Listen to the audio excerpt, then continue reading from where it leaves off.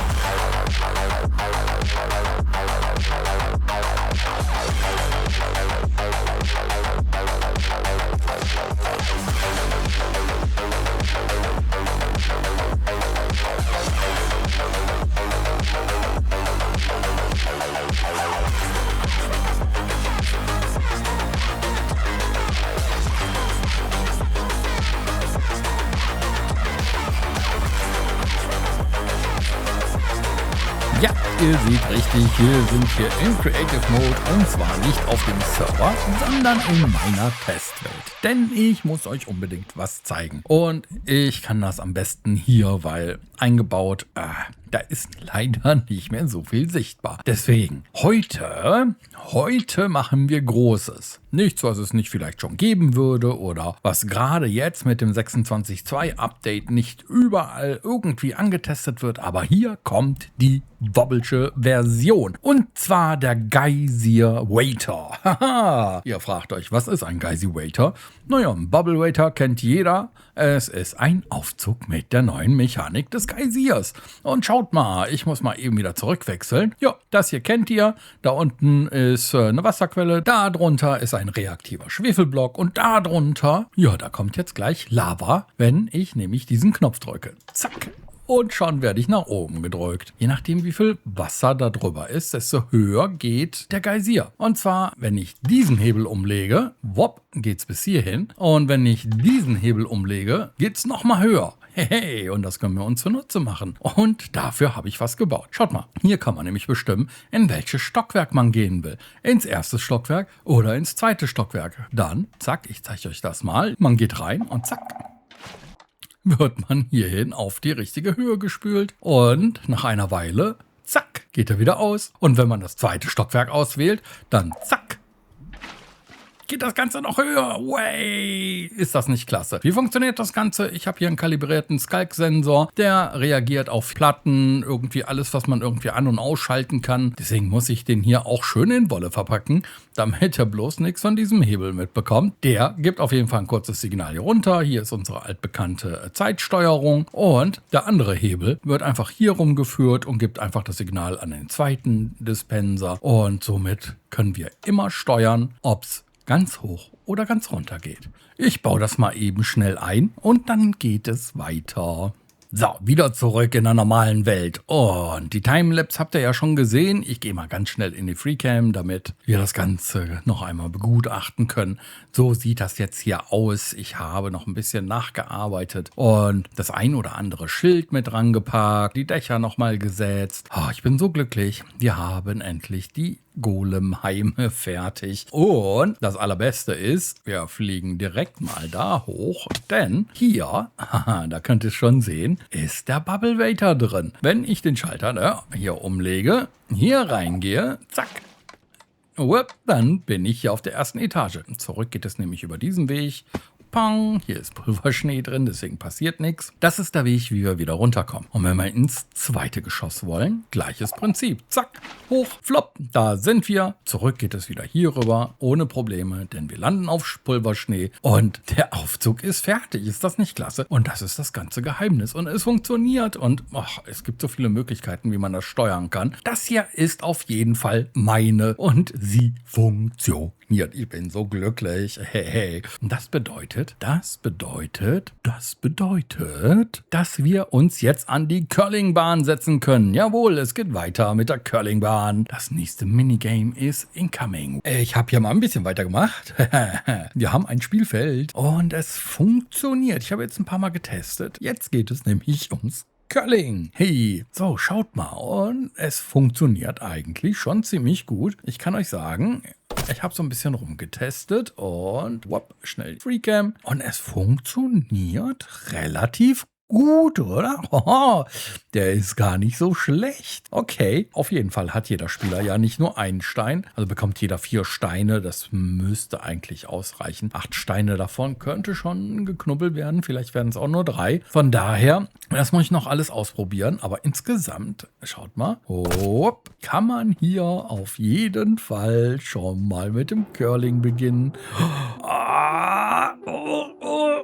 Ja, auf jeden Fall nicht schlecht. Das funktioniert. Nein, du bleibst hier und du kommst rein. So.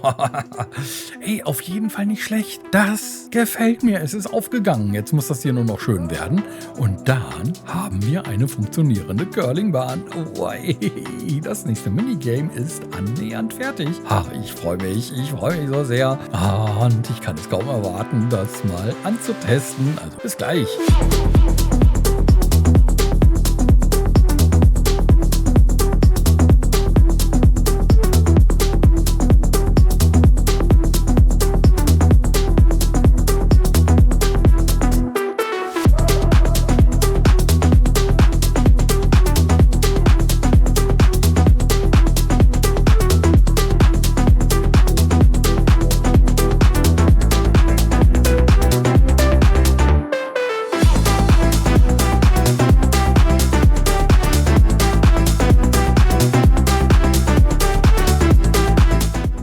Unternehmer müssen wir natürlich auch für gute Sponsoring sorgen. Hey, willkommen bei Egg and Bread.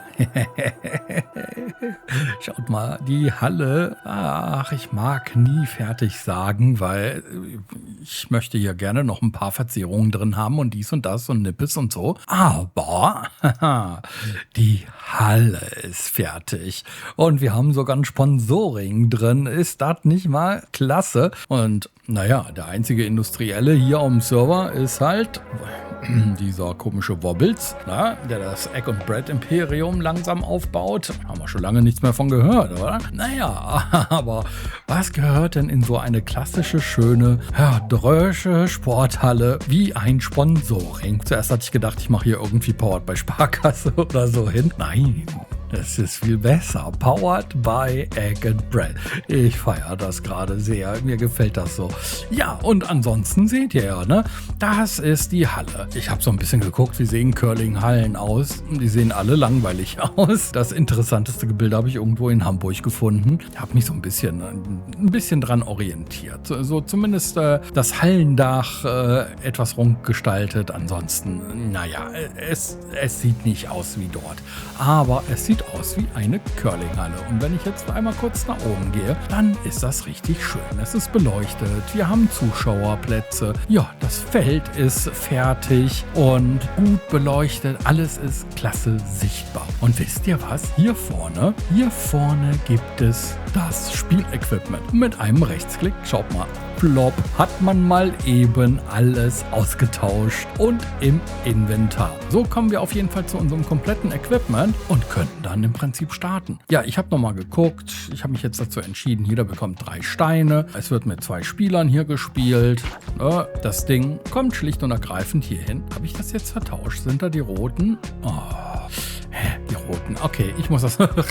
Mann. Auf jeden Fall bekommt man mit einem Klick alles ins Inventar und kann im Prinzip direkt loslegen. Hey! Und los geht's. Oder war gar nicht so schlecht, oder? Oha, oha, oha. Schaut euch das an. Das ist mal ein Ding geworden. Ja, nicht schlecht. Und wenn man fertig ist, dann macht man wieder Folgendes. Flop. Und alles ist wieder im Inventar. Und man ist und für den nächsten Spieler verfügbar. Bin glücklich. Das war eine erfolgreiche Folge. Wir haben die Behausung für die Golems fertig gemacht. Wir haben den Geysivator fertig gemacht. Ich komme mit dem Namen noch nicht zurecht. Geysivator Aufzug. Wir haben den Aufzug fertig gemacht. Und wir haben das nächste Minispiel fertig. Dieses Mal ohne Redstone. Dafür haben wir im Aufzug genug Redstone reingepackt. Und es macht auf jeden Fall Spaß. Ich habe es auch schon mal zwischendurch kurz getestet mit PK. Er war sehr zufrieden. Ich glaube, hier werden wir noch die ein oder andere Runde curlen. Aber Leute, wir sind am Folgenende angekommen. Und was bleibt mir wie immer am Ende anderes übrig, außer euch zu sagen, ich lasse euch ein Küsschen da und sagt Tschüssken.